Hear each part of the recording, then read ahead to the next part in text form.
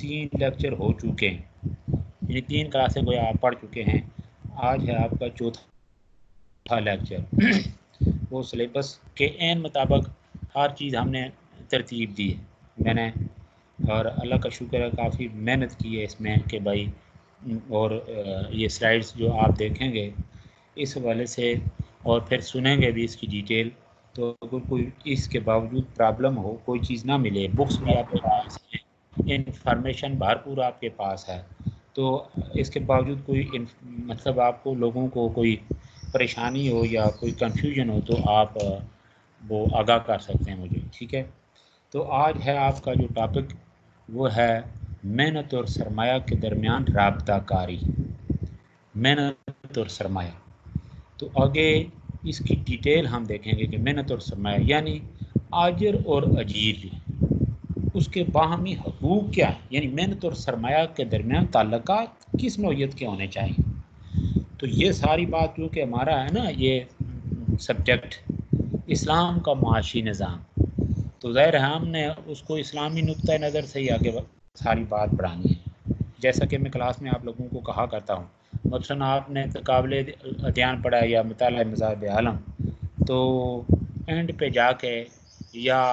Topic کی اہمیت کے پیش نظر یا جو ٹاپک چل رہا ہوتا ہے جب ضرورت پڑتی ہے تو ہم اس کا تقابل اسلامی تعلیمات کے ساتھ کرتے ہیں۔ تو یہاں پہ بھی اگرچہ ہم معاشیات کے حوالے سے بھی پڑھ رہے ہیں، لیکن ساتھ کیونکہ اسلامی معاشیات ہے تو اسلام اس حوالے سے کن کن اقدار کا تعین کرتا ہے۔ یعنی میں ہمارے جب کبھی دیکھیں نا اس طرح کے ٹاپکس آتے ہیں جہاں پہ باہمی حقوق و فرائض انوالو ہوتے ہیں، تو میں یہ کہا کرتا ہوں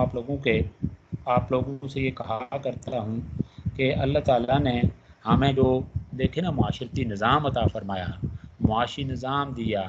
ایون یہ کہ جو مذہبی نظام دیا، تو ظاہر ہے مذہب کے تحت ہی یہ سارے شعبے ہیں، تو اس میں دیکھیں کیسا وہ خوشنما وہ اس کے اندر وہ جو ہے نا سلسلہ رکھ دیا اللہ نے، یعنی حقوق و فرائض کی صورت میں۔ مثلا یہ کہ آپ پڑھیں گے کہ والدین اولاد کے حقوق، میاں بیوی کے حقوق، پڑوسیوں کے حقوق و فرائض، یہ حقوق کے ساتھ فرائض کی بات آتی ہے، یعنی جو فرائض ادا کرے اس کے بعد حقوق کی بات چلتی ہے، اس لیے کہ اس نے فرائض پورے کر دیا، اب حقوق کی بات ہو رہی ہے۔ مثلا والدین اگر اولاد ان کے فرائض میں شامل ہے کہ وہ اولاد کی صحیح تربیت کریں، تو تب جا کے پھر بات بنتی ہے کہ ان فرائض کی بجا آوری کی صورت میں پھر اب اولاد جو ہے والدین کے حقوق وہ ان کی بجا آوری کرے گی صحیح طور پہ جو اسلامی تعلیمات ہیں ان کے مطابق۔ تو اسی طریقے سے جو ہے نا ہمارا جو ہے نا اسلام نے ہمیں جو معاشی نظام دی ہے اس میں بھی دیکھیں ان اقدار کا تعین کیا ہے، بلکہ یہ اسلام کے معاشی نظام کی جو بنیادی اقدار ہیں، ایک ہیں خصائص، وہ بھی آپ پڑھ چکے ہیں، بنیادی اقدار اس حوالے سے بھی میں آپ، اور یہی ہے آگے جب محنت اور سرمایہ کے درمیان رابطہ کاری، آجر اور اجیر کے باہمی حقوق و فرائض، وہ آگے اس کی ڈیٹیل آئے گی، آپ سلائڈ کے اوپر دیکھیں گے ساری چیزیں، پھر وہاں پہ میں ڈیفائن بھی کروں گا، آگے ہم چلتے جائیں گے۔ لیکن ابھی جو ہمارا وہ جو ہے نا ٹاپک چل رہا ہے، جو ابتدائی ہم نے باتیں کرنی ہیں وہ کیا ہیں کہ محنت اور سرمایہ کے تعلقات یہ کس نوعیت کے ہونے چاہیے، اسلام نے ان کا کیسے تعین کیا ہے، اس کا تھوڑا سا ہم اس کو تمہیدی طور پہ چند کلمات آپ ذہن نشین کر لیں۔ کسی بھی معاشی نظام میں محنت اور سرمایہ کے باہمی تعلق کا مسئلہ بنیادی اہمیت کا حامل رہا ہے۔ عصر حاضر کے تمام معاشی نظام، ہاں مثلا کیپٹلزم یا سوشلزم، اپنے بلند بانگ دعووں کے باوجود اسے خوش اسلوبی سے حل کرنے میں ناکام رہے، یعنی سوشلزم اور کیپٹلزم۔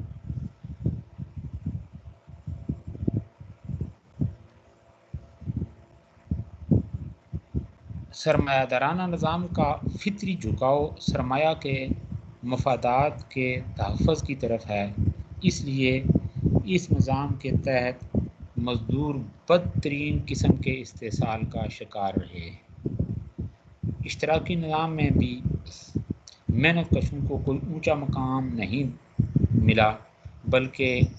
اس نظام نے اسے آمریت کے پنجوں میں کس کر انسانی آزادی تک محروم کر دیا ہے۔ اسلام نے معاشی عمل کو رواں رکھنے کے سلسلے میں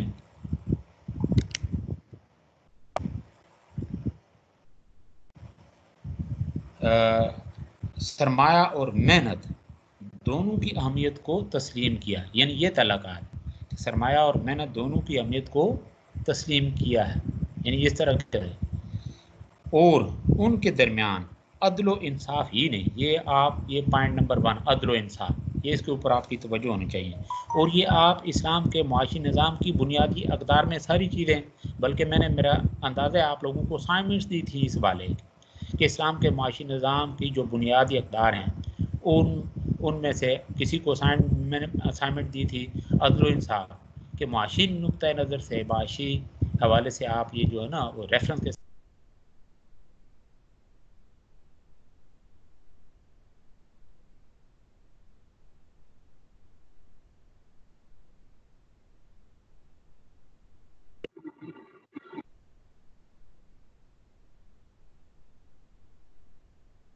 عدل و انصاف ہی نہیں بلکہ احسان و تعاون کی بنیاد پر تعلقات استوار کرنے کا اللہ عمل تجویز کیا ہے، جس سے دونوں عوامل کی قوتیں اور توانائیاں باہمی کشمکش میں ضائع ہونے کی بجائے اشیاء و خدمات کی تخلیق کو فروغ دینے میں مصروف ہوتی ہیں۔ اس سلسلہ میں اسلام نے اپنے اساسی اقدار وحدت انسانیت دیکھیں اونچ نیچ نہیں ہے، اگر کسی کے پاس سرمایہ ہے تو دیکھیں کیا ہے، انسانیت کی سب سے باہر تو نہیں چلا جاتا کہ بس اس کے پاس پیسہ ہے تو قوت نہیں اس کو سینگ لگیں، بلکہ یہ جو ہے نا وحدت انسانیت سے مراد کے ایک جو ہے نا آجر اور اجیر، وہ جو اجیر ہے وہ بھی انسان ہے، یہ آجر بھی انسان ہے، تو لہٰذا ان انسانی اقدار کو جن کا تعین اسلام نے کیا، ٹھیک ہے، وہ ان کو ان اقدار کو پس پش نہیں ڈالنی چاہیے، ان کو روندنا نہیں چاہیے، اسلامی تعلیمات یہ ہیں۔ تو وحدت انسانیت، اخوت و مساوات اور آخرت کی جواب دہی سب سے بڑی بات، اور یہاں پہ بات کس طرف چلتی ہے، مذہب کی طرف۔ جب میں نے آپ کو یہ پڑھایا تھا نا قابل ادیان اسٹڈی آف ورلڈ ریلیجن کے والے سے باتیں آگے ہوئی تھی کہ مذہب کی ضرورت و اہمیت کیا ہے، اس میں ایک چیز یہ بھی ہے کہ آخرت کا جو تصور ہے یہ انسان کو وہ نکیل ڈالتا ہے کہ بھائی وہاں پہ سب سے بڑی جوابدہی جو ہے وہ آخرت میں ہے، دنیا میں تو ہے، چلیں کہ ٹھیک ہے کسی کا حق سلب کیا، خدا نخواستہ کسی کا کوئی جذبات میں آ کے کوئی جانی نقصان پہنچا دیا، اس کو کوئی سر پھوڑ دیا کوئی اور، تو جو دنیا کا مروجہ ہے ہمارا سسٹم اس کے مطابق چلو آپ سلاخوں کے پیچھے چلے گئے، لیکن آخرت کا جو سب سے بڑا تصور ہے وہاں پہ آپ کی ایک ایک جو ہے نا حرکت، ایک ایک بات جو آپ کے منہ سے نکلی ہوئی ہے اس کا آپ کو جواب دہ ہونا پڑے گا۔ تو اس والے سے بات ہے کہ یہ وہ نکیل ہے جو اسلام نے ڈال دی کہ اس نکیل کی وجہ سے آپ نہ ادھر ہو سکتے ہیں نہ ادھر ہو سکتے ہیں، بلکہ یہی وہ نکیل ہے جو آپ کو منزل مقصود تک پہنچاتی ہے۔ تو بات یہ ہو رہی تھی کہ وحدت انسانیت، اخوت و مساوات اور آخرت کی جوابدہی کو بروئے کار لاتے ہوئے انہیں ایک دوسرے کا معاون بنا دیا ہے، اور دونوں کو ایک ہی نصب العین یعنی رضائے الہی کے حصول سے وابستہ کر کے ان کے باہمی ٹکراؤ کے امکانات کو محدود سے محدود تر کر دیا ہے۔ تاہم اسلام نے ان کے مابین یعنی آجر اور اجیر، ٹھیک ہے نا، یعنی محنت اور سرمایہ کے درمیان، ٹھیک ہے نا، امکانی تصادم کو دور کرنے کے لیے دونوں کے الگ الگ حقوق اور فرائض کا تعین کر دیا ہے تاکہ یہ معاشی عمل میں بہتر سے بہتر طور پر اپنا کردار ادا کر سکیں۔ اور معاشی خوشحالی کے فروغ اور اس کے ثمرات سے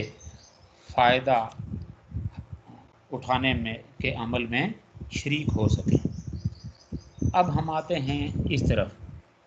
کہ اجیر اور آجر اور اجیر کے حقوق و فرائض، یعنی اجیر کے جو حقوق ہیں وہ آجر کے فرائض میں شامل ہیں۔ جس طرح آپ نے پڑھا نا کہ اولاد کے حقوق، والدین کے فرائض، اسی طریقے سے ہے اجیر کے حقوق، آجر کے فرائض۔ اجیر وہ ہے جو گویا کہ اپنی خدمات پیش کر رہا ہے، یعنی اپنی محنت کے صلے میں رہ رہا ہے، وہ اس نے آجر سے روپے پیسے کی صورت میں، درہم دینار کی صورت میں، یا سکہ رائج الوقت کی صورت میں اس نے وہ، یا اس کے علاوہ آپ دیکھیں اس کے علاوہ کوئی وہ غلے کی صورت میں یا اور کسی صورت میں وہ گویا کہ اپنی خدمات پیش کر سکتے۔ تو اجیر کے حقوق، آجر کے فرائض وہ کیا ہیں، یہ آپ اسکرین کے اوپر دیکھ رہے ہیں، میں ان کو ڈیفائن کرتا چلا جاتا ہوں، تو ذرا ذہن میں رکھتے جائیں یہ پوائنٹس۔ نمبر 1 پہ آپ نے یہ دیکھا ہے اخوت و محبت، یہ اسلام کے معاشی نظام کے بنیادی خصائص میں بھی پڑ چکے ہیں، یعنی اخوت و محبت آجر کے لیے لازم ہے، یعنی جس نے اس کو نوکر رکھا ہوتا ہے، جو اس سے خدمت لے رہا ہے، آجر کے لیے لازم ہے کہ وہ مزدور کے ساتھ اجرتوں کے تعین وغیرہ کا معاملہ کرتے ہوئے اسے اپنا بھائی خیال کرے۔ اس اعتبار سے ضروری ہے کہ وہ مزدور کے لیے اسی طرح کی خوشحالی کو پسند کرے جیسی کہ اپنے لیے پسند کرتا ہے۔ دیکھیں نا، یہ ہے اسلام کا تصور۔ نبی پاک صلی اللہ علیہ وسلم نے فرمایا کہ تمہارے ہاتھ کے نیچے کام کرنے والے تمہارے بھائی ہیں، اللہ تعالیٰ نے انہیں تمہارے ماتحت کر دیا ہے۔ اب دیکھیں نا، یہ تو گویا کہ تمہارے بھائی اور بھائیوں سے یہ محبت سے، یعنی کون بدبخت ہوگا جو اپنے بھائی سے محبت سے پیش نہ آئے۔ تو اللہ کے نبی نے تو پھر یہ ساری، یعنی خاص طور پہ مسلمان کو دوسرے مسلمان کا بھائی ڈکلیئر کیا، اور دیکھیں نا اس کو کس سنہری مثال سے واضح کیا کہ یعنی محبت، مودت اور بھائی چارے میں امت مسلمہ کی مثال کس طرح ہے، جستے واحد کی طرح، کہ خدا نخواستہ اگر جسم کے کسی حصے میں کوئی تکلیف ہو جائے، ٹھیک ہے نا، اس تکلیف کی وجہ سے سارے کا سارا جسم کیا ہوتا ہے، بخار اور بے چینی جیسی کیفیات سے دوچار ہو جاتا ہے۔ تو یہ کانٹا چبھے کانٹا جو کابل میں، ٹھیک ہے، تو یہ ہے یہ اس کا تصور۔ اس کے علاوہ اللہ کے نبی نے فرمایا کہ تم میں سے کوئی شخص اس وقت تک مومن نہیں ہو سکتا جب تک کہ وہ اپنے بھائی کے لیے بھی وہی پسند نہ کرے جو اپنے لیے پسند کرتا ہے۔ یہ ہے اخوت و محبت، ٹھیک ہے نا، یعنی اخوت و محبت صرف یہ محض بس وہ نام نہیں ہے، بلکہ اس کے اوپر اس نے اس انداز میں عمل کرنا ہے کہ بھائی چارے اس کا جو پورا حق ہے، بلکہ اس کو ہر طرح جو یعنی اس کی کیپیسٹی ہے اس حد تک گویا کہ اس کے ساتھ وہ خلوص برتے گا۔ یہ اس کی مزدوری کی صورت میں، پھر اس کے اوپر جو کام کا بار ہے وہ ڈالنے میں کہ بھائی اتنا کام اس سے نا جو اس کی کیپیسٹی سے، اس کی استطاعت سے باہر، یہ ساری چیزیں آ جاتی ہیں۔ یعنی یہ دیکھیں جتنے بھی پوائنٹس ہیں، ہر پوائنٹ دوسرے کے ساتھ کس طرح سے لنک کر رہا ہے۔ نمبر نیکسٹ ہے جی اجرت کا تعین۔ ضروری ہے کہ مزدور کو کام لگانے سے پہلے اجرت کا تعین کر لیا جائے، اور اجرت بھی ایسی مقرر کی جائے جس سے وہ اپنی ضروریات زندگی کو پوری کر سکے۔ مزدور کی کسی مجبوری یا افراط رسد کی بنا پر اسے حقیر اور قلیل معاوضہ قبول کرنے پر مجبور نہ کیا جائے۔ افراط رسد سے مراد یہ ہے کہ اگر بہت زیادہ مزدور ہیں، جس طرح بیچارے آج کل ادھر یہ آپ دیکھیں گے چوک شہیداں یا مختلف وہ ان بیچاروں نے وہ اسٹیشن قائم کر رکھے ہیں، کہیں پٹرول پمپس کے سامنے، کہیں چوک شہیداں یا مختلف جگہوں پہ بیٹھے ہوتے ہیں۔ تو اب ظاہر ہے لوگ جا کے بجائے اس کے کہ یہ مجبور ہیں، جو شخص ان کی خدمات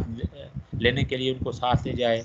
تو وہیں بارگیننگ شروع کر دیتے ہیں کہ بھائی ہاں جی جس نے یعنی اگر 1000 روپیہ اس میں ایک دن کا وہ لینا ہے کام کے بس، تو یہ کہے گا بھائی ٹھیک ہے آپ 700 پہ جس نے آنا آ جائے، تو بیچارے سارے دوڑنا شروع ہو جاتے ہیں۔ وجہ اب اس میں یہ ہے کہ وہ سمجھتے ہیں اگر آج کا دن ضائع گیا تو وہ جو 700 روپیہ مل رہا ہے اس سے بھی محروم ہو جائیں، تو یہ ہوتا ہے اس طرح سے ان کا استحصال۔ تو یہ تو پھر دیکھیں جب ہم اس طرح کے سٹیپس اٹھاتے ہیں تو پھر گویا کہ ہم بھی گویا کہ ان کا استحصال کر رہے تھے۔ لیکن یہ بھی دیکھا گیا ہے کہ وہ آتے ہیں کم اجرت پہ بھی تیار ہو جاتے، تو پھر وہ آ کے وہاں پہ بھی پھر اتنی ایمانداری کا مظاہرہ نہیں کرتے۔ تو صورتحال جو سامنے آتی وہ یہ کہ مجموعی طور پہ نہ ہم ان کے بارے میں مخلص ہیں نہ وہ ہمارے بارے میں مخلص ہیں۔ جو یہ دیکھیں تو اس حوالے سے یہ دیکھیں اسلامی تعلیمات کی کتنی یعنی کھلے طور پہ خلاف ورزی ہے۔ یعنی وہ جو اسلام کا تصور اخوت و محبت ہے یا اجرت کے تعین کرنے کا تصور ہے، تو اس حوالے سے آپ دیکھیں آگے اللہ کے نبی کا فرمان کیا ہے۔ یعنی آپ نے ابھی پڑھا کہ مجبوری یا افراط رسد کی بنیاد پر مزدوروں کی سپلائی زیادہ ہے تو وہاں پہ آپ نے ٹھیک ہے جی چانس لے لیا، ان کا حق مارنے کے لیے تیار ہو گئے۔ یہ بات اسلام کی نظر میں مستحسن نہیں ہے بلکہ قابل مذمت ہے۔ آگے جب ہم حدیث کی روشنی میں آئیں گے تو پھر وہ بہت ساری چیزیں تو پھر انسان کو یعنی خدا خوفی کرنی چاہیے۔ تو بات ہو رہی تھی کہ مزدور کی کسی مجبوری یا افراط رسد کی بنا پر اسے حقیر اور قلیل معاوضہ قبول کرنے پر مجبور نہ کیا جائے کہ بھائی اتنے کرنا ہے کرو نہیں تو جاؤ اپنا کام لو، یہ بات نہیں۔ آپ صلی اللہ علیہ وسلم نے اس کی معیاری اور مساری شکل یہ بتائی کہ اجرت نہ صرف منصفانہ یعنی ضروریات کی کفالت کرنے والی ہو، یعنی اجرت نہ صرف منصفانہ یعنی ضروریات کی کفالت کرنے والی ہو بلکہ اتنی ہو جو مزدور کو آجر کے ہم پلہ بنا دے۔ تو کیا محاسبہ کرنا چاہیے ہمیں کہ کیا ہم یہ کام کرتے ہیں؟ تو کہتے ہیں ہمارے ہم پلہ ہو گیا تو وہ تو اپنا وہ ٹھیک ہے، پھر ہمارا پسند ہی نہیں کرتے ہیں، کس طرح پسند کرتے ہیں؟ تو تعلیمات تو یہ ہیں اسی کہ آپ کے ہم پلہ ہو کے وہ آ کے کسی اور کا اس کا تصور یہ ہے کہ آپ کے ہم پلہ ہو کے وہ تاکہ آپ کی طرح کسی اور کی خیر خواہی میں لگ جائے، کسی اور کو اس کی وجہ سے روزگار ملے، اس کی وجہ سے اور 10 چولہے جلیں، یہ ہے اسلام کا تصور۔ تو ہم پھر یہ اللہ معاف کرے اس چیز کے اوپر سانپ بن کے بیٹھ جاتے ہیں۔ تو آگے ہے جی یہ بات چل رہی تھی اجرت کے تعین کے حوالے سے کہ اللہ کے نبی نے فرمایا کہ اجرت جو اس کو دی جائے یعنی وہ مثالی ہو، مثالی شکل اس کی بتائی اللہ کے نبی نے کہ وہ اس طرح کی ہو کہ مزدور کو آجر کے ہم پلہ بنا دے، یعنی جس طرح آجر کے لیے اپنی ضروریات زندگی پوری کر لینا ممکن ہوتا ہے، اسی طرح مزدور کے لیے اپنی ضروریات بشمول کھانا، لباس، رہائش، تعلیم اور علاج وغیرہ کو پورا کرنا ممکن ہو۔ ٹھیک ہے نا؟ یہ نہیں ہے کہ بھائی اتنی آپ نے اس کو دی کہ بھائی وہ مکان کا کرایہ اگر کرایہ رینٹ پہ ہے تو کرایہ وہ جو ہے نا جو کچھ کمایا تو وہ دے تو کھائے بیچارہ کیا، تو یا اگر مکان کا کرایہ وہ اس حد تک وہ کھینچ تان کے وہ پورا کرتا ہے باقی معاملات میں وہ سسکتا ہے، تو گویا کہ یہ سسکانے اور تڑپانے کی جو پالیسی ہے یہ انتہائی مذموم حرکت ہے اسلام کی نظر میں۔ اللہ کے نبی نے فرمایا کہ جس کا بھائی اس کے ماتحت ہو تو اسے وہی کھلائے جو خود کھاتا ہے اور اسے وہی پہنائے جو خود پہنتا ہے۔ یہ ہے اجرت کا تصور، اتنا دے اور جسے کام لے رہا ہے اس کے ساتھ یہ اس حد تک محبت اور ہمدردی کرے کہ جب کھانے کا وقت ہو مثلا لنچ ٹائم ہے، یا ہم تو اب یہ اس طرح کی ہمارے عجیب قسم کے رویے ہیں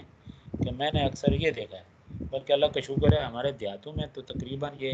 اسی طرح کا سسٹم چلتا ہے کہ صبح جب وہ آتے ہیں وہاں ان کو ناشتہ بھی ملتا ہے، دن کا کھانا بھی ملتا ہے. پھر اگر وہ لیٹ آور کا کام کرتا رہے تو شام کا وہ کھانا کھا کے پھر گھر کی طرف چلتا ہے. تو جو مقررہ اوقات ہیں اس سے اوپر اگر وہ کام کرے تو اس کا معاوضہ بھی اس کو ملنا چاہیے. اور جب ہم اس طرح کی مثالیں دیتے ہیں کہ ٹھیک ہے جی وہ فلاں علاقے میں مثلا یورپ کی مثالیں دیتے ہیں تو اللہ کے بندو یورپ میں تو ان لوگوں نے ان اچھی چیزوں کو پک کر لیا اپنی سروائیول کے لیے کہ اس کے بغیر گزارا ممکن نہیں ہے. اس کے بغیر کام کرنے والا کیا پتہ وہی بیلچہ اٹھا کے کل میری گردن میں مار دے اس لیے کہ وہ آبزرو کر رہا ہوتا ہے. تو چنانچہ اس طرح کی باتیں اس طرح کی صورتحال دیکھنے میں آتی ہے. تو بہرحال آگے نیکسٹ ہے جی اجرت کی فوری ادائیگی. اجرت کی فوری ادائیگی یہ آپ پڑھ چکے ہیں کہ اللہ کے نبی نے فرمایا کہ اوت الاجیر اجرہ. یہ کل بھی میں نے میرے خیال میں محنت کی اہمیت جب اس کو میں ڈیفائن کر رہا تھا اس کا ریفرنس دیا تھا احادیث کی روشنی. محنت کی اہمیت احادیث کی روشنی میں اس میں ہم نے پڑھا ہے کہ اللہ کے نبی نے فرمایا اوت الاجیر اجرہ قبل ان یجف ارکہ کہ مزدور کو اس کی مزدوری اس کا پسینہ خشک ہونے سے پہلے فوری ادائیگی. تو یہ ہے کہ مزدور کو اس کے کام کا معاوضہ بر وقت اور فوری طور پر ادا کیا جانا چاہیے تاکہ وہ اپنی ضروریات بلا تاخیر پوری کر سکے. نبی پاک صلی اللہ علیہ وسلم کا ابھی جو میں نے حدیث پاک آپ کے سامنے پیش کی وہ سامنے آ رہی ہے کہ آپ صلی اللہ علیہ وسلم نے فرمایا کہ مزدور کو اس کی مزدوری اس کی اجرت پسینہ خشک ہونے سے پہلے ادا کرو. یعنی اوت الاجیر اجرہ قبل ان یجف ارکہ. یہاں پہ اکثر جب کلاس کا ماحول ہوتا ہے اس طرح کوئی آیت یا حدیث ہو تو آپ سب لوگوں کا مزاج بنا ہوا ہے, ہمارا اپنا بھی مزاج یہی ہے. بلکہ یہاں پہ اس پوائنٹ کے اوپر ہمیں پڑھاتے ہوئے جب کبھی اس طرح وہ آیت آتی تو میرا ہاتھ ہی ہلنا شروع ہو جاتا ہے کہ بھائی میں وہ آیت لکھوں یا حدیث لکھوں, لیکن یہاں پہ یہ صورت نہیں ہے. تو بہرحال چلیں جو ہے اگر آپ اس میں کوئی ہو تو کوشش کریں گے متعلقہ آیات احادیث لکھنے کی بار بار مشق کیا کریں. ایم اے لیول کے اسٹوڈنٹ کے لیے ویسے پریشانی تو ہوتی نہیں اتنی, لیکن یہ پھر بھی یہ چیزیں دیکھنے سے مشاہدے سے پھر خود لکھنے سے بھی یہ چیزیں ازبر ہو جاتی ہیں اللہ کے فضل و کرم سے. تو یہ نمبر 3 اور نمبر 4 پہ اجرت کی فوری ادائیگی اس کو ہم نے ڈیفائن کر دیا ہے. نیکسٹ ہے جی طے شدہ شرائط کی پاسداری. مزدور کے ساتھ کام کی طے شدہ شرائط کی لازماً پاسداری کی جائے. یعنی آجر جو ہے اس کو اجیر کی کے ساتھ طے شدہ جو شرائط ہیں ان کی پاسداری اس کے اوپر لازم ہے اور کسی بھی حال میں اسے انحراف نہ کیا جائے. یعنی منہ نہ موڑا جائے, اسے بدہضی نہ کی جائے. اس میں معاوضہ کی عدم ادائیگی یا اس میں نامناسب تبدیلی وغیرہ کی ممانعت بھی شامل ہے. یعنی یہ نہیں کہ بھائی جو کچھ ہے اس کے بعد اس کی نیت کے اندر فتور پیدا ہو گیا, اور یہی ہے نیت کے اندر جب فتور پیدا ہوگا تو گڑبڑ ہو جائے گی. اوپر دیکھیں نا اخوت محبت اجرت یہ ساری چیزیں اگر نیک نیتی سے چل رہی ہیں تو پھر اس شخص پہ جو اسے کام لے رہا ہے یعنی دونوں کی خیر خواہی اور بھلائی ہے. بھلائی کے علاوہ تو کچھ ہے ہی نہیں, تو خود بخود پھر اللہ تعالیٰ اس کام میں برکت ڈالتے ہیں. اسی والے سے جب آگے جا کے آپ شراکت کے والے سے پڑھیں گے وہاں پہ بھی بھائی اللہ کے نبی نے فرمایا کہ 2 شریک کار یعنی جس کام کے اندر کوئی 2 پارٹنر ہوں مشترکہ سرمایہ لگا کر مشترکہ کاروبار شروع کر دیتے ہیں تو وہ 2 جو ہوتے ہیں جب تک ان کے اندر خلوص ہوتا ہے ایک دوسرے کے ساتھ گویا کہ بدگمان نہیں ہوتے. یہ نہیں کہ بھائی وہ ہے نہیں تو میں تھوڑا سا یہ جو منافع ہے یہ اپنی طرف کھینچ لوں یا کچھ اور کروں, یعنی بدنیتی نہ ہو. تو اللہ کے نبی نے فرمایا کہ اللہ فرماتے ہیں کہ ان دونوں کے درمیان تیسرا میں ہوتا ہوں جو ان کے کام میں برکت ڈالتا رہتا ہوں, خیر اور برکت ہوتی ہے. تو جب وہ دیکھیں ان کے اندر بدنیتی پیدا ہو جاتی ہے تو اس کے بعد اللہ کے نبی نے فرمایا کہ اللہ فرماتے ہیں کہ وہ جو تیسرا یعنی میں ہوتا ہوں پھر میں الگ ہو جاتا ہوں, پھر وہ جس طرح سے کام کرتے ہیں پھر وہ ظاہر ہے وہ اس یعنی بدنیتی کے نتیجے میں پھر فائدے کی بجائے پھر یہ نقصان اٹھاتے ہیں. تو یہ ہے یہ خیرخواہی اسلامی جو تعلیمات ہیں. آپ نے BA لیول پہ انٹر اور میٹرک لیول تک بھی یہ چیز بارہا آپ کی نظروں سے گزری ہوگی کہ اللہ کے نبی نے فرمایا کہ دین سراسر خیر خواہی ہے. یہ حدیث انٹر دیے لیول پہ بار بار یہ ریپیٹ ہوتی رہتی ہے. تو بات یہ ہے جی کہ یہ خیر خواہی ہے کہ حقوق و فرائض کا یہ خوشنما سلسلہ اسلام نے دیا. اس کی تعلیمات، پھر نہ صرف یہ تعلیمات یہ اس طرح یہ تصور پیش کیا بلکہ عملی مظاہرہ بھی کیا. آپ یہ جو ہے نا خیر القرون یعنی صدر اول کے ان اہل ایمان کو دیکھیں، اس کے ماں باپ، اور آج بھی اللہ کا شکر ہے ایسے اچھے لوگوں کی کمی تو ہے ہی نہیں ہے. جہاں کہیں وہ کوئی ہے نا کوئی اس طرح کے واقعات ہوتے ہیں وہاں پھر یہ ہوتا ہے کہ ایک طرف بھی بے ایمانی کا عنصر ہوتا ہے، دوسری طرف بھی بدنیتی کا عنصر ہوتا ہے. تو اس طرح پھر کام صحیح طریقے سے چل نہیں پاتا. تو نیکسٹ ہے جی کام بقدر استطاعت، یعنی استطاعت کے مطابق کام بقدر استطاعت. مزدور سے اس کی استطاعت کے مطابق ہی کام لیا جائے. اگر کسی وقت اس پر کام کا زیادہ بوجھ ڈالنا ناگزیر ہو جائے تو لازم ہے کہ اس کا ہاتھ بٹایا جائے. کیا بات، اور اس کے لیے ضروری سہولت پیدا کی جائے. ہمارے کئی لوگ علاقوں سے جب جاتے ہیں، خاص طور پہ کراچی یا ادھر مڈل ایسٹ، وہاں پہ جو اچھے لوگ ہوتے ہیں نا یعنی کام کرانے والے، یہ ان کام لینے والوں سے ان کے ساتھ جب اس طرح دیکھیں نا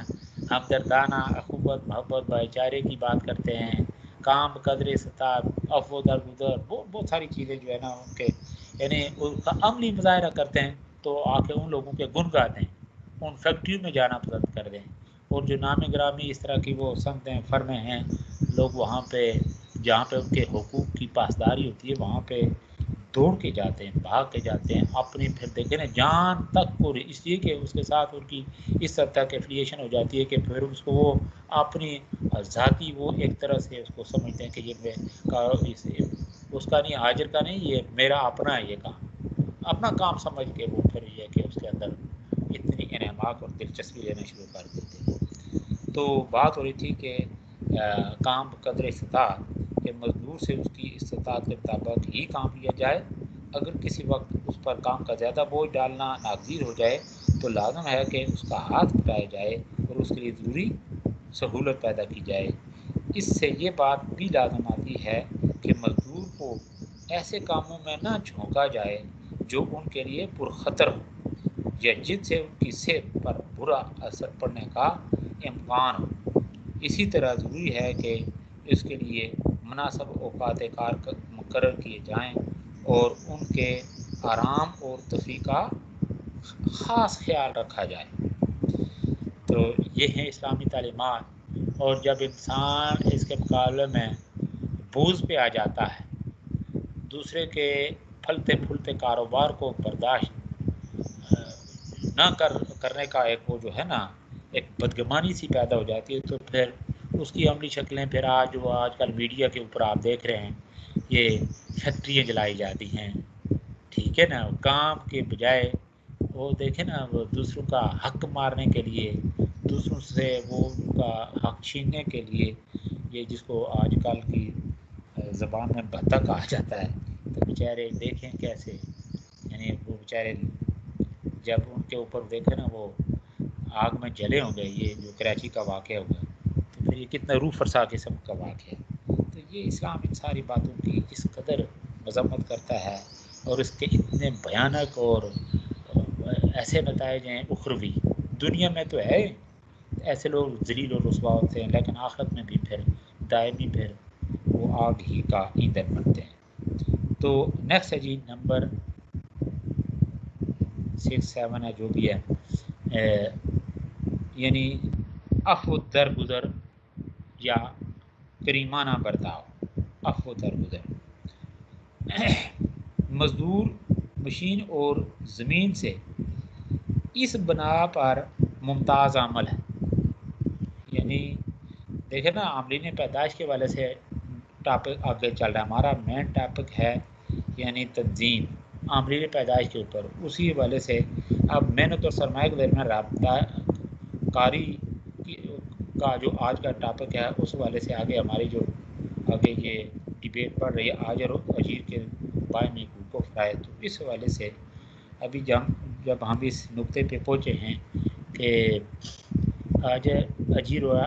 آجر کے حقوق و فرائض میں، یعنی اجیر کے حقوق میں جو ہے نا، ایک اس کا حق یہ بھی ہے کہ آجر جو ہے ہمیشہ اس سے عفو درگزر کا معاملہ کرے، یعنی کریمانہ برتاؤ کرے. اس لیے کہ مزدور جو ہے مشین اور زمین سے اس بنا پر ممتاز عمل ہے کہ یہ انسان ہے، یعنی اس سے غلطی تو ہو جاتی ہے نا، کوئی ٹوٹ سکتی ہے، کچھ نقصان ہو سکتا ہے، یا کوئی اور چھوٹی موٹی غلطی جو ہو سکتی ہے. تو اسے اللہ تعالیٰ نے کیا ہے، وَلَقَدْ كَرَّمْنَا بَنِي آدَمَ، ٹھیک ہے نا، عزت اور تکریم کا تاج اس کے سر پہ رکھا ہے. اسی لیے اس کے ساتھ ایسا رویہ اختیار نہیں کیا جانا چاہیے یا نہیں کیا جا سکتا جو اسے ذلیل و رسوا کر دینے والا ہو، یعنی ایسا کر دیں کہ اس کو بالکل جینے کے قابل ہی نہ چھوڑیں. تو پھر یہ چیز اسلامی نقطہ نظر سے پسندیدہ نہیں. اس اعتبار سے لازم ہے کہ آجر اس کے ساتھ حسن سلوک سے پیش آئے، یعنی کریمانہ برتاؤ کرے، عفو درگزر سے کام لے. اسے کوئی ایسا کام نہ سونپا جائے جو اس کے شرف کے منافی ہو. اس کی خطاؤں کو معاف کیا جائے اور عام طور پر اس کے ساتھ عفو درگزر کا معاملہ کیا جائے. اس لیے کہ اللہ کے نبی نے فرمایا کہ اگر تمہارا خادم ہر روز 70 بار بھی غلطی کرے تو اسے معاف کر دو. آپ صلی اللہ علیہ وسلم نے مزدوروں کو ایذا دینے کی سختی سے ممانعت فرمائی. ایک صحابی، یہ آگے جا کے ہم دیکھیں، یہ ان کا ہے ابو ذر، ایک صحابی کو آپ صلی اللہ علیہ وسلم نے اپنے خادم کو مارتے دیکھا تو فرمایا، اے ابو مسعود، یاد رکھو کہ اللہ کو تم پر اس سے زیادہ قدرت ہے، اللہ کو تم پر اس سے زیادہ قدرت ہے جتنی تمہیں اس خادم پر ہے، یعنی اس غلام پر ہے. نیز اس کے علاوہ بھی آپ صلی اللہ علیہ وسلم نے فرمایا کہ جو انسانوں کو عذاب دے گا اللہ تعالیٰ اسے عذاب دے گا. آجر کو چاہیے، آپ یہاں پہ دیکھیں نا، ان بدبختوں کو جنہوں نے وہ ثانیہ بلدیہ کراچی کا ہوا، اگر ان کے پیش نظر یہ حدیث ہو یا ان کو کسی نے شعور دلایا ہو یا بچپن میں ان کو اس یعنی ایجوکیٹ کیا ہو، ان حقوق اور فرائض کے بارے میں انہیں کسی نے آگاہ کیا ہو، تو انہوں نے جن لوگوں کو زندہ جلا دیا تو پھر وہ کیا یہ کام کرتے؟ آپ دیکھیں، پھر جو انسانوں کو عذاب دے گا، اللہ کے نبی فرمایا جو انسان کو عذاب دے گا اللہ تعالیٰ اسے عذاب دے گا، اور پھر آگ کا عذاب اللہ معاف فرمائے. آجر کو چاہیے کہ وہ مزدوروں کی استعداد کار کو بہتر بنانے کے لیے ضروری اقدامات کرے. نبی کریم صلی اللہ علیہ وسلم نے اپنے دست مبارک سے ایک صحابی کی، یہ مشہور واقعہ آپ نے پڑھا ہوگا، بارہا سنا بھی ہے، پڑھا بھی ہے. ہم نے تو میرے خیال میں یہ 6ٹھی میں یا 7ویں میں یہ واقعہ پڑھا تھا، اردو کی کتاب ہے. اچھا، ایک صحابی کی کلاڑی میں لکڑی کا دستہ لگایا اور خیر و برکت کی دعا کی تاکہ اس کی قوت کارکردگی میں اضافہ ہو. اس نے سلوک، عفو درگزر اور کریمانہ برتاؤ کی بے شمار شکلیں ہو سکتی ہیں. مثلا خوش روی، خوش کلامی کے علاوہ کاروباری منافع میں مزدور کو شریک کر لینا بھی اسی قبیل سے ہے، ٹھیک ہے نا. الغرض مزدور کے خوش دلانہ تعاون کو حاصل کرنے کے لیے آجر کو چاہیے کہ ممکنہ حد تک تمام مناسب تدابیر اختیار کرے. ٹھیک ہے، آگے ہے جی دستکش ہونے کا حق، یعنی جب وہ چاہے کام چھوڑ سکتا ہے، یہ نہیں. اور آج کل ایک آدھ جگہ میں نے بھی دیکھا ہے، میرے خیال میں کسی سکول میں، کہ بھائی ایک وہ بیچاری ٹیچر سکول میں آئی تو وہ جو مالک تھا، مالک سکول تھا، اس نے کہا اپنا اوریجنل شناختی کارڈ جمع کراؤ کہ بھائی جب میں چاہوں گا شناختی کارڈ واپس کروں گا، باقی کوئی اس کے ڈاکومنٹس اوریجنل لوگ رکھ لیتے ہیں تو اس کے بعد اگر اچھا اس کو معاوضہ کہیں اور ملے تو پھر وہ دیکھیں نا نہیں جانے دیتے وہاں، اس طرح اس کا استحصال کرتے ہیں۔ تو اس چیز کی بھی ممانعت ہے، اس چیز کی بھی ممانعت ہے، دستکش ہونے کا، یہ بھی اس کا حق ہے۔ کس کا؟ اجیر کا۔ تو مزدور کا یہ حق بھی تسلیم کیا گیا ہے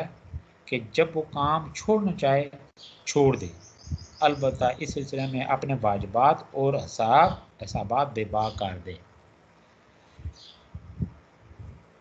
اسلام میں یعنی شریعت اسلامیہ میں غلاموں کے لیے مکاتبت کے ذریعے اپنی آزادی حاصل کرنے کی اجازت رکھی گئی ہے۔ اگر کوئی غلام اپنے آقا کو معقول قیمت ادا کر دے تو اسے لازم اسے آزاد کرنا ہوگا۔ یہ تو خیر آج کل سلسلہ نہیں، لیکن یہ جو اس کی مثال میں نے بتائی اور میں نے جو کچھ دیکھا اس حوالے سے جو مثال آپ کے سامنے رکھی ہے، یہ اس کی موجودہ تقریباً شکلیں ہیں۔ اگر ایسا نہ ہو، ایسا نہ کرے تو غلام بذریعہ عدالت اپنی آزادی حاصل کرنے کا مجاز قرار دیا گیا۔ تو بہرحال اس کی جو موجودہ شکل میں نے بتائی کہ جو اوریجنل ڈاکومنٹس بعض لوگ رکھ لیتے ہیں، کوئی چاہے وہ اسکول کا مالک ہو، چاہے کسی صنعت یا فیکٹری کا مالک ہو، جب کوئی مزدور چھوڑنا چاہے کہیں اور جانا چاہے تو کوئی آجر اسے روک نہیں سکتا، ٹھیک ہے۔ تو اس سلسلہ میں وہ قانونی چارہ جوئی کا اس کو اختیار حاصل۔ نمبر نیکسٹ ہے جی جائز کام کرانا۔ جائز کام کرانا، آجر مزدور سے صرف وہی کام لے سکتا ہے جو جائز اور حلال اور خدا کی رضا کا باعث بننے والا کام۔ کسی ناجائز کام کے لیے مزدور کو مجبور نہیں کیا جا سکتا۔ جس طرح اس کی موجودہ شکلیں پھر آپ میں کیا کیا گنوں، یہ جو ناجائز کاروبار ہیں، یعنی یہ نہیں ہو سکتا کہ کسی کو آپ وہ ممنوع چیز دے کے تھیلی میں ڈال کے، بلکہ بسا اوقات تو آج کل عجیب عجیب واقعات دیکھنے میں آ رہے ہیں کہ جانے والے ایون یہ کہ جو دیکھیں نا وہ ویزے پاسپورٹ کا کام کرتے جاتے ہوئے ہم نے سنا کسی وقت یہ ہے کہ کسی کو تھیلی پکڑوا دیتے ہیں، تو جب وہ ایئرپورٹ سے اترتا ہے وہاں بیچارہ وہ پھنس جاتا ہے۔ تو یہ کام کرنے والے یہ دیکھیں نا یہ پس منظر میں ہوتے ہیں، ان کو کوئی پوچھنے والے نہیں، وہ بیچارے جناب وہاں پہ گرفت میں آ جاتے ہیں۔ تو گویا یہ مختلف شکلیں ہیں۔ تو کوئی گویا کہ ایک آجر جو ہے ایک اجیر سے کسی یعنی ناجائز کام کا مطالبہ نہیں کر سکتا کہ یہ فلاں کام کر رہا ہے، اس کے لیے قطعی طور پہ نہ اجیر کو کرنا چاہیے۔ اللہ کے نبی صلی اللہ علیہ وسلم نے فرمایا کہ لا طاعۃ لمخلوق فی معصیۃ الخالق، کہ خالق کی نافرمانی میں مخلوق کی اطاعت واجب نہیں، خالق کی نافرمانی میں مخلوق کی اطاعت نہیں کی جائے گی۔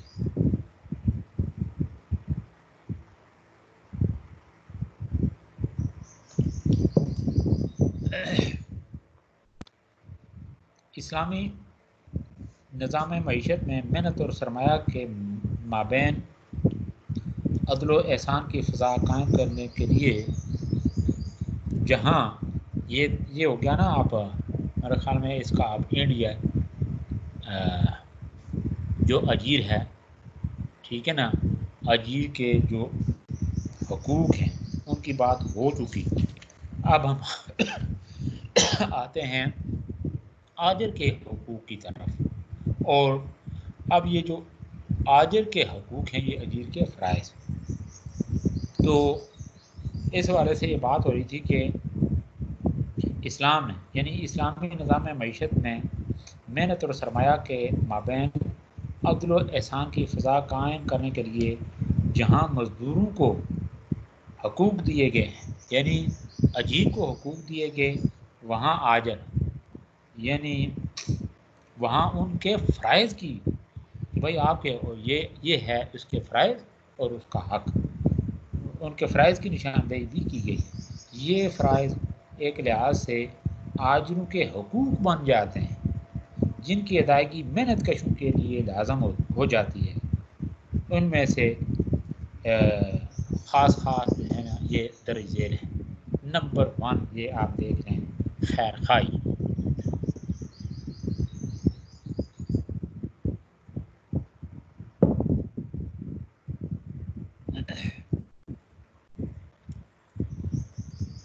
مزدور کے لیے لازم ہے کہ وہ آجر کا خیر خواہ ہو، آجر کا خیر خواہ ہو، نیکی و بلائی کے کام میں اس کا معاون ہو اور اس کے مفادات کی حفاظت کرنے والا ہو۔ آپ صلی اللہ علیہ وسلم نے فرمایا کہ بہترین کمائی مزدور کی کمائی ہے جب کہ وہ خیرخواہی کے ساتھ کام کرے۔ اس سے لازم آتا ہے کہ وہ آجر کی املاک اور آلات کار کی حفاظت بھی کرے۔ آلات کار یعنی مشینری وغیرہ، اور اس کے استعمال کرنے میں احتیاط اور ذمہ داری کا ثبوت ہے۔ نمبر نیکسٹ ہے جی، بھرپور صلاحیت کا مظاہرہ کریں، یعنی جو صلاحیت کار ہے وہ اس کو استعمال۔ مزدور کے لیے لازم ہے کہ جو کام اس کے سپرد کیا جائے اسے انجام دینے میں باصلاحیت بھی ہو۔ باصلاحیت و قابلیت محض دھوکہ اور سفارش سے کسی کام کو ہاتھ میں لے لینا ہرگز مناسب نہیں۔ یہ نہیں ہے کہ بھائی ٹھیک ہے اس کو کہیں اکاؤنٹنٹ لگا دیا، کہیں اور وہ جو ہے مشین کے اوپر، تو مشین جو اس نے چلانی ہے صلاحیت ہے ہی نہیں ہے، تو پھر کیا کرے گا؟ پھر وہ مشین کو ناکارہ کر کے چھوڑ دے گا۔ جس ٹیکنیک سے مشین چلائی جاتی ہے وہ ٹیکنیک نہیں ہے، وہ صلاحیت نہیں ہے، تو گویا کہ یہ سفارشی بنیاد پہ اس نے جو کام، تو اس نے یعنی نہ صرف اپنا نقصان بلکہ اس کا بھی کر دیا، باقی وہ لوگ جو اس کے اور بھائی جو ہے نا وہ کام کر رہے ہیں، تو گویا کہ ان کے ساتھ بھی اس نے دھوکہ کر دیا۔ تو یعنی سفارش اور دھوکہ سے کسی کام کو ہاتھ میں لے لینا کیا ہے؟ ہرگز مناسب نہیں۔ یہ قرآن مجید میں یعنی قرآن پاک میں اچھے کارکن کی ایک صفت قوی ہونا بھی بیان کی گئی ہے، یعنی اس کام میں یعنی اس میں کام کی مطلوبہ صلاحیت و قوت ضرور موجود ہونی چاہیے۔ نیکسٹ ہے جی امانت و دیانت۔ مزدور کے لیے ضروری ہے کہ وہ امانت و دیانت کی صفت سے متصف ہو۔ قرآن پاک میں اچھے کارکن کے لیے قوی و امین کے الفاظ استعمال کیے گئے ہیں، یہ اوپر بھی، اور یہ حضرت موسیٰ علیہ السلام اور شعیب علیہ السلام کے حوالے سے آپ نے پڑھا ہوگا کہ آپ دیکھیں نا ان کے آپس میں عہد و پیمان کس طرح کے تھے کہ ہمارے اور تمہارے درمیان جو یہ دیکھیں نا یہ معاملہ ہو رہا ہے، یہ اسے ہم اس کا گواہ الگ ہی ذات بابرکات کو بناتے ہیں۔ تو پھر حضرت موسیٰ علیہ السلام پھر کبھی اور امین، تو پھر امانت اور یعنی کبھی ہونے میں کوئی شک والی بات تو ہے ہی نہیں ہے، یعنی وہ صلاحیت کار سے بخوبی متصف ہو اور اس کے ساتھ ساتھ امین اور دیانتدار بھی ہو، بددیانت، دھوکہ باز اور خائن نہ ہو، نہ صرف آجر کے مال و املاک بلکہ اس کے کاروباری رازوں کا بھی امین ہو۔ کتنی بڑی ذمہ داری ہے، اور یہی کہ بھائی اگر یہ چیزیں نہ ہوں تو پھر نظام چل ہی نہیں سکتا۔ یہ وہ چیزیں ہیں کہ جن کی پاسداری آج غیر مسلم بھرپور طریقے جہاں پہ ان لوگوں کے اس لیے کہ ان کو یہ نہیں کہ آخرت کا بلکہ دنیاوی لحاظ سے بھی اس چیز کو ضرور اپنے پیش نظر رکھتے ہیں کہ جس کام یا جس صنعت یا فیکٹری میں کام کر رہا ہوں بھرپور طریقے سے میں نے کام نہ کیا تو اس کا نتیجہ یہ ہوگا کہ فرم بیٹھ جائے گی، تو اس کے نتیجے میں ہمارا جو روزگار چل رہا ہے، گھر کے اخراجات چل رہے ہیں، وہ بھی بیٹھ جائیں گے۔ تو لہٰذا آپ دیکھیں نا دنیا بھی مفاد ہے، ہمارا دنیا بھی کا بھی فائدہ ہے اور آخرت کا بھی فائدہ، لہٰذا ان ساری چیزوں کو ہمیں پیش نظر رکھنا چاہیے۔ تو نمبر نیکسٹ ہے جی پاسداری عہد و پیمان، یعنی جو وعدہ وعید عہد و پیمان ہوئے، جو دیکھیں نا ایگریمنٹ ہوا، اس کے اوپر دیکھیں نا اس کو پورا اترنا ہے۔ آجر کی طرح مزدور کے لیے بھی لازم ہے کہ وہ معاہدہ ملازمت کی شرائط کی پابندی کرے، یعنی اگر یہ معاہدہ ہوا کہ اتنا عرصہ تک ہم نے یہ جو ہے نا تم نے لازمی طور پہ اس کام میں رہنا ہے، تاکہ اسی کے اگر یہ اس نے ایگریمنٹ کیا، اس ایگریمنٹ کے نتیجے میں ہی وہ جو ہے نا کسی اور کی طرف وہ نہیں دیکھے گا، بلکہ اسے اندازہ ہوگا کہ یہ سال کے لیے ہے، 2 سال کے لیے، 6 ماہ کے لیے ہے، تو مجھے کسی اور شخص کو پھر یہ کہ مدعو کرنے کی ضرورت نہیں ہوگی یا اس کا تعاون حاصل کرنے کے لیے ضرورت نہیں ہوگی۔ اس دوران اگر یہ چلا جاتا تو پھر تو کام اس بیچارے کا بیٹھ گیا۔ تو بات یہ ہو رہی تھی کہ پاسداری عہد و پیمان، اللہ تعالیٰ فرماتے ہیں قرآن مجید کے اندر، اللہ تعالیٰ کا ارشاد ہے کہ تم اپنے عہدوں کی پابندی کرو۔ یہ سورہ مائدہ آپ نے پڑھی ہوئی ہے، یا ایھا الذین آمنوا ابتدا میں ہی ہے، اوفوا بالعقود، یہ سورہ مائدہ کی پہلی آیت ہے، ابتدائی میں اللہ تعالیٰ فرمایا کہ اے ایمان والا اپنے عہدوں کی، آپ نے وعدوں کی پاسداری کرو، عہدوں کی پابندی کرو۔ اوقات کار، اجرت، تعطیلات وغیرہ کے بارے میں جو شرائط طے ہو جائیں مزدور کے لیے ان کی پابندی کرنا ضروری ہے۔ اسے یاد رکھنا چاہیے کہ وعدہ خلافی اللہ کے نزدیک قابل مواخذہ ہے۔ آگے نمبر نیکسٹ ہے جی آخری، کہ غفلت و لاپرواہی سے اجتناب۔ مزدور کے لیے لازم ہے کہ وہ کام کی انجام دہی پورے احساس ذمہ داری کے ساتھ کرے اور دانستہ طور پر، یعنی جان بوجھ کر کسی کوتاہی یا لاپرواہی کا مرتکب نہ ہو، اور نہ ہی مالک کے مال و املاک، اور نہ ہی مالک کے مال و املاک کو نقصان پہنچائے۔ تو یہ وہ ساری چیزیں ہیں۔ تو ہم کیا کرتے ہیں کہ پھر نقصان کیا ہوا کہ سمجھتے ہیں کہ جو ہے نا دنیا سے ہی جو ہے نا اس کا سارا کچھ نیست و نابود ہو جائے۔ تو یہ نیکسٹ دیکھ لیں حوالہ جات بھی قرآن و حدیث نبویہ، یہ اگر ڈاکٹر نجات اللہ صدیقی صاحب، یہ آپ کی لائبریری میں ہے۔ باقی یہ ریفرنس یہ لیکچر نمبر 1 میں بھی اس کے ریفرنس ہے، نمبر شمار 2، 5 اور 6 اس میں بھی اس کے۔ کوئی کوشچن؟